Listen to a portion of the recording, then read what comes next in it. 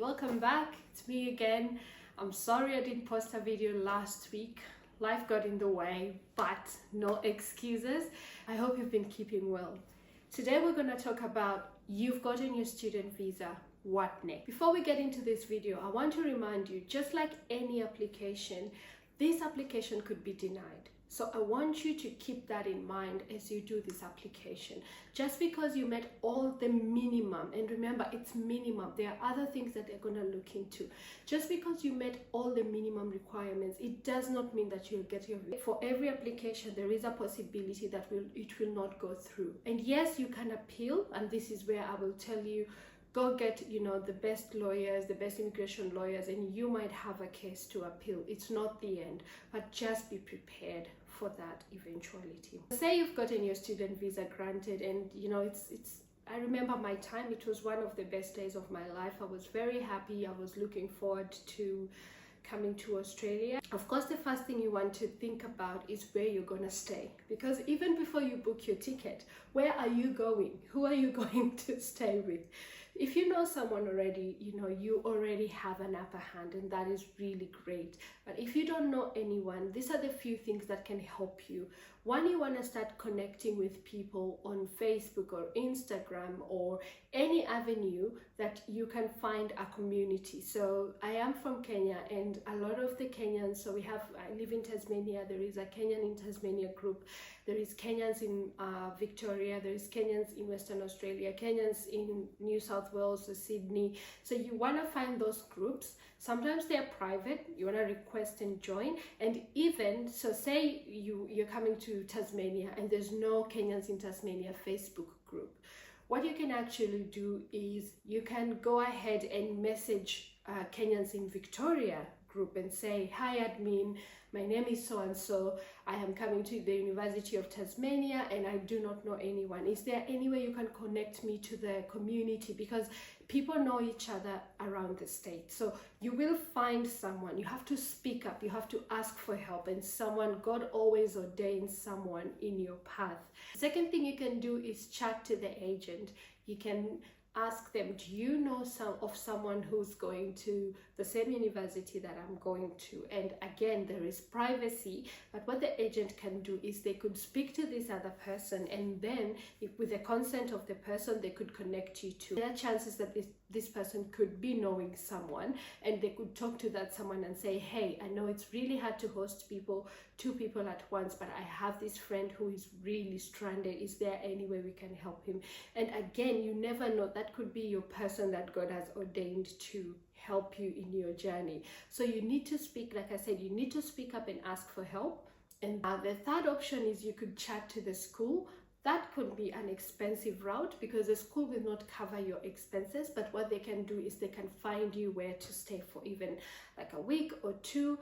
Another thing that I would do in this day and age is I would book an Airbnb. If I am absolutely stranded and I don't know where I am going, then I would find something that is within my price range. There is a lot of options on Airbnb, something near the school, and just book it, and from the airport, take an Uber to this place. And once you get to this Airbnb, the next day or the next possible day, go to school. When you go to school, you will meet people, a lot of international students and a lot of people from your community.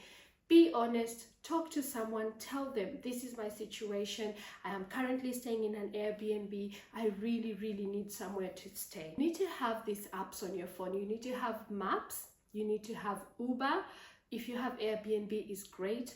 And I will talk about another app that is going to help you get around. Just keep in mind that this is not a permanent solution, because you need to still feed yourself. So this is just like a patch if you have no other option. Once you've sorted who's going to pick you up or where you're going to stay, the next thing you want to do is, of course, book the ticket. If this is your first international trip, which I know it was in my first case, the biggest advice I would give you is keep to yourself. Follow the crowd, like follow the people that you are in the same flight with, and ask. When you get to your layover, if you're unsure of which gate, how to get to the gate, just ask the staff. If you're unsure about anything when you land, ask. If you're unsure about how to clear immigration, ask. People are always ready to help. So when you arrive, make sure you declare everything that you've carried. There is a yellow form that you'll be given, and you'll be directed how to fill it out in the airplane, and this will go through the border patrol. So if you're carrying any food, any money, you need to declare it. If you get lost, or if you have any questions and you're confused which line to go to, please ask. People are very helpful and people are very kind. Once you arrive, your first priority should be reporting to school. Depending on where you're staying, if you're staying with someone that you know was hosting you, they will drop you off at school. If you stayed in an accommodation like an Airbnb or a hotel, please make sure that it is very close to that school, preferably walking distance, because at this point you haven't yet gotten like your bus card or a way to get around. If the worst comes to the worst, just Google taxis, and a taxi will come and you will pay it, but you'll pay it in cash. But a taxi, be mindful, a taxi is very expensive. You want to download the app of the public transport. So where I live, our public transport is called Metro, and so you download the app, and basically what that app is you put, say you want to go to the bank, you put the address of the bank, and you put the address of where you're staying, and it will plan the trip. It will tell you where to go, what bus to take. If you're connecting a bus and a train or a tram, it will tell you. Pay for public transport with cash, but ideally you want to get a card. So once you get to like the train station or the bus stop, please ask, where can I get the card? As we call it, a green card. So get the card and get it loaded with money.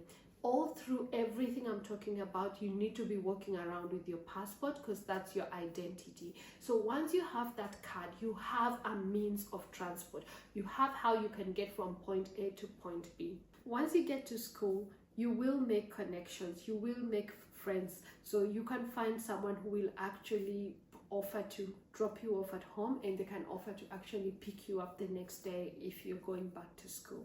And that then starts your journey of forming a community. A community is very important in a place where you know no one. Keep in constant communication with people at home, your parents, brothers, sisters, because they need, at this point you're by yourself. So for your safety and also for you to feel grounded and connected, please keep in constant communication. To get a SIM card is very easy. You just need to go to the mall, like the nearest shopping center, and there will be shops for different services. Don't complicate it. Get what is the cheapest at that time. You will always be able to change it later. So if you don't know anyone who is coming to host you, what you want to do is you want to come in with some Australian dollars. I came in with American dollars, so I don't know why, but I think it's easier to exchange American dollar in Kenya than Australian dollar. But if you can get some Australian dollar, that would help you, because you can be able to pay for a bus, you can be able to pay for a taxi, you can be able to get food. You can, when you're a student in Australia, your hours for work are capped at 48 hours per fortnight. That means that most of the jobs that you want to look for are the casual, permanent, part-time, shift kind of work, nothing full-time, because it will go against your visa condition. But these are the type of jobs that people get. So anything in the service industry, so think about working in a restaurant, working in a shop, cleaning, housekeeping, construction, aged care, which is taking care of the elderly, disability, which is taking care of people with disabilities, Uber Eats, like driving. So these are the type of jobs that people tend to go for because of their flexibility. So once you're here, you're thinking, Brenda, how do I go about it? How do I start looking for it? Number one, make yourself familiar with the job boards. Job boards are like Seek, Indeed, Aljora, Glassdoor. There are very many different types. What you want to do is Google jobs that do not require experience, or casual jobs. Just Google something to do with jobs in your area and specify where you're at, and then a few options will come up. Go into these job boards and see what the job requires, because first of all you have to understand what the job requires. Once you understand what the job requires and you know that you can actually perform this job, then you make your CV. This is very important. You want to make it as professional as possible, addressing everything that has been asked in the job advertisement. As someone who has recently been in like a job panel, I can tell you for free, the aim is to get to the interview. So your CV is what will get you to the interview. If your CV is not addressing what the job is asking for, trust me, you will not get to the other side of the interview. So the main thing, you want to focus on making a CV that, you know, will grab attention and will tell people, okay, this is someone who understands what we're looking for. Let's meet him. Because an interview is a meet and greet, basically. It's okay, we think you can do the job, but let us meet you and see what you're like in person. Jobs that deal with working with people, so these are jobs like aged care or disability, where you're taking care of the elderly, taking care of people with disabilities. Remember, these are people who are very vulnerable. So there are traits that they really want to see in you as a person, other than just the qualifications. So when you take yourself to the interview, you need to put yourself in that mindset of this employer. You need to think, what do they want to see from me? CV. You need to prepare a CV that, you know, will grab attention. It will address all the questions or all the roles, all the duties of this job, so that you can be able to get an interview. Another important part of the CV is you need a referee. This is really important. So how do you get a referee? You're new, you don't know anyone. This is where it's really important to start making connections and building a community. The communities like Kenyans in, you know, Victoria, Kenya. So you need to join that group. It doesn't matter if you didn't join it before you arrived. Now that you have arrived, you've gone to school, you need to connect with people from your community and join these groups, because in these groups you can be able to find people who can be able to then be your referee and vouch for you. What they want from a referee is more like a character check. They want to know your character. Are you reliable? Are you honest? Are you someone who's trustworthy? So they just want someone who can vouch for your character. And you can also speak from someone from school. You can speak to a student advisor. They can be able to help you with your reference. School also has some jobs, so it will be worthwhile you're speaking to this person to ask if they have any opening. At the interview, there's a way you have to present yourself. Above everything, be confident. Be confident. It gives the employer confidence that, you know, this is the right person. If you do not know something, just admit that you don't know, but you're willing to learn, because that is the most important thing with these jobs.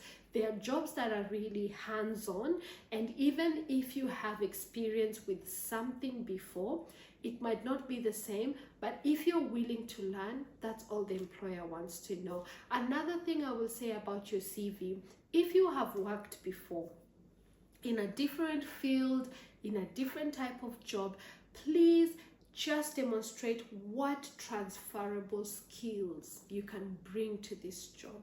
Transferable is things like, yes, I was working as an accountant, but at home, but now I'm coming to work as I'm coming to support an elderly person. What kind of skills can I apply from that job to this job? Once you've gone for the interview and everything has gone well, usually they will call up your references, and once they are satisfied, they will call you up and offer you the job.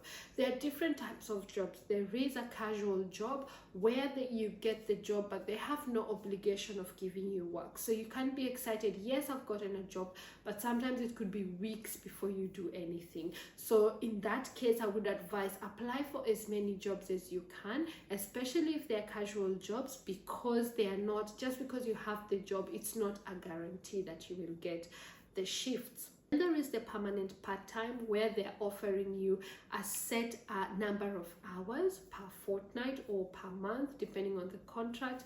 And this is much more secure because you know, okay, these are my shifts, this is how many hours I am doing. Most of the jobs start out casual. As they test you, they test the waters, they see how you, if you're a good fit to the team, before then they offer you the permanent part-time. Another good resource is agency. You want to put down your name to all agencies. They still require you to apply for it as a job, so you still need to prepare a CV, you still need to have references. An agency covers shifts where people have not turned up to work. So if, let's say, an aged care facility, they have their own employees, but if someone calls in sick on short notice, then they have these agencies where they can ask for people to just come and cover those hours that they need. Sometimes it's not even someone has called in sick, sometimes they just need extra people, but they don't want to employ them. So this is where the agency comes in handy. An agency can send you for any type of job. It can be cleaning, it can be disability, it can be aged care, it can be housekeeping, it can be kitchen hand. So you have to be very dynamic and understand that is the nature of the job. But 100% I would say put your name down for as many agencies. Remember, when school is closed, you can work as many hours as you can. So this is where the agency will come in handy, because agency is also flexible. When you're in school, you don't pick up as many hours, and when school is closed, you can work as much as you want. Good luck with your job search. If you need help with preparing your CV and help with preparation for an interview, please reach out to me and I will tell you everything I know. I have been to many interviews and I have been on interview panels, so I really understand what is the mindset and how it all works.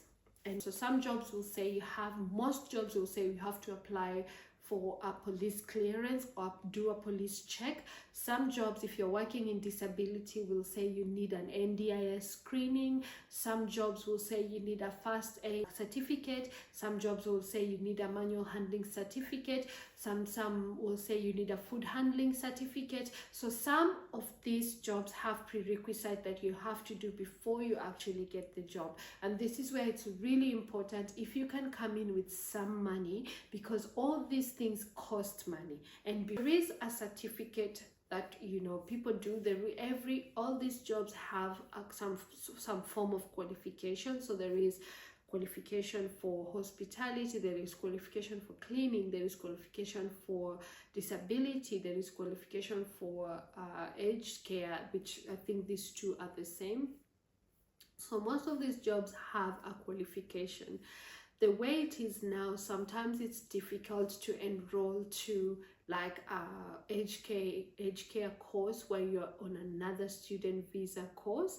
Before it used to be no issue, but right now I know it is an issue in some states depending. So you need to do your research on what is the best way forward. In saying that, it doesn't mean that you cannot get these jobs if you do not have the certificate. Sometimes you just have to demonstrate that you can actually do this job, and you can have a plan of how to pursue this qualification while working. How do you move from this temporary accommodation to now a permanent accommodation? So if you came and stayed in a temporary accommodation and you didn't know anyone, at this point I assume that you have gone to school, you have started making connections. Most of the time, keep asking if anyone wants a roommate. The best case scenario for you is to look for a roommate and get a house where it can be a shared accommodation. Other options are you could look online. There are always people looking for roommates. The problem with that is you could get a stranger. It's better someone who, yes, is a stranger, but at least you know you go to school together. So it just depends what you're comfortable with. But if you're, at the end of the day, if you don't have any option, then you can just go to and sign a short lease. And then after that, when you find someone, you can move to a different house and share accommodation. If you live in a shared accommodation, please make sure your name is on the list. This is really important for down the road when you're trying to apply for your PR and applying for any other thing. Most of the time they want to see a proof of residence, which would be your name on a lease, your name on bills. So you want to make sure that your name is on the list. Even if someone takes you in, once the list is up, make sure they add you to the list. I've been talking a lot about community, and you're wondering, how am I going to form this community that you keep talking about? Community is just people that you trust, people that you can rely on, and they can rely on you too. So you want to start at school, you know, you want to start making friends, you want to start joining clubs if there are clubs at school. If there is any sport, you want to be a part of it. You want to join your community groups and participate. The university is going to put out a lot of activities. Don't bury yourself into work. When you can, please participate in these activities that are just outside of study. This will help you network and connect with people just outside of work and outside of your community. When you're at work, also try and make friends. Like at work, you will meet a lot of immigrants with people with different stories. You'll also meet a lot of locals. Try and connect and form friendships where possible. If you're spiritual or whatever religion you subscribe to, if you can go to church, be it a mosque, be it a temple, this is really helpful for you to meet people with the same outlook in life, and also have people who will just feel like family. Moving abroad can be very isolating. As soon as you arrive, you will realize everyone is busy. Everyone is concentrating on their lives. Everyone is concentrating on work, school, family. People have to make appointments to meet. So it's really isolating, but you just find your vibe, you find your rhythm, and make sure you form connections and do your best to maintain those connections. I hope that my advice has helped you and will help you in your journey in Australia. As a student, there's a lot of stress, mental, emotional, even spiritual. So I just want you to understand that you're not alone. Please seek help if you feel like, it's getting too much. Talk to people. Form your community and have, even if it's one person that you can constantly be open and honest with. Also use resources from the school. They have counselors. They can give you a break from study if you need. So just always have an audit of yourself and see how you're traveling, and be honest with yourself. It's okay to take a break. This place is very stressful. It's fast-paced. Everyone is, busy doing their own thing. You don't have family. If you're lucky, you do, but most of the time you don't have your parents. You don't have your brothers and sisters. So you just have to find that strength within you, but you don't have to always be strong. So just remember, it's okay to drop the ball. Sometimes it will feel like it's the end. Some things are going to happen to you which is outside of your control. Just remember, it's okay to seek help. Be honest with yourself, and you're not alone. Everyone is struggling. Everyone is going through the same thing, but at the end of the day, it's gonna be worth it. Morning will come. These days will not last. Before I finish, I want to cover the postgraduate visa, which is the visa that allows you to stay after you study. So this visa depends on whether you have done a vocational or diploma program, or if you have done a bachelor's or a master's degree. And also it's different if you have done a doctorate or a PhD degree. So if you have done, for all of them, some things are common. You have to be under the age of 35 years old at the time of application. This is really important because you want to assess yourself before you come to Australia, because this visa is really important to then create the pathway for you to permanent residency. It doesn't mean that if you can't apply for this visa, you can't still apply for a student visa, but your chances are not that great if you're over 35 years of age, and depending on what you're studying. So if you're moving from a master's, you have to go to a PhD level. So you have to put that all into consideration, and a student visa can be really expensive too. Another thing is, for both of them, you need to have adequate health insurance. You need to apply for police clearance. You need to have your English and score the minimum required points. and you also need to have held a student visa in the last 6 months. The difference between the two, so for the person who has done a vocational course or a trade or a diploma, and a person who has done a master's degree or a bachelor's, for someone who has done a bachelor's of master's degree, you only need to have graduated from a university that is listed in the list. There is a list, but if you have done a trade or a diploma or a vocational training, you need to actually have done something that is on the occupation list. And if this thing is on the occupation, this course is on the occupation list, then you need to complete, you need to have applied and passed a skills assessment. So you need to have applied for, one, you need to have studied something that is on the occupation list, and two, you need to have done and passed a skills assessment. So that's the difference. For a diploma person, this visa is for up to 18 months. For someone who has done a bachelor's or a master's, this visa is for 2 to 3 years. So that's all for this week. I hope that this video has helped you out. If you need any help in terms of your application, in terms of advice, in terms of creating CVs, in terms of looking for a job, if you need any help in terms of having advice on how to go about interview, just let me know. Reach out to me on my Instagram, on my Facebook, and even on YouTube. We're going to cover other pathways to permanent residency, and we're going to focus on the work visa. I want you guys to understand the work visa. There's a lot of misinformation around this, so I hope you will stay tuned for that. See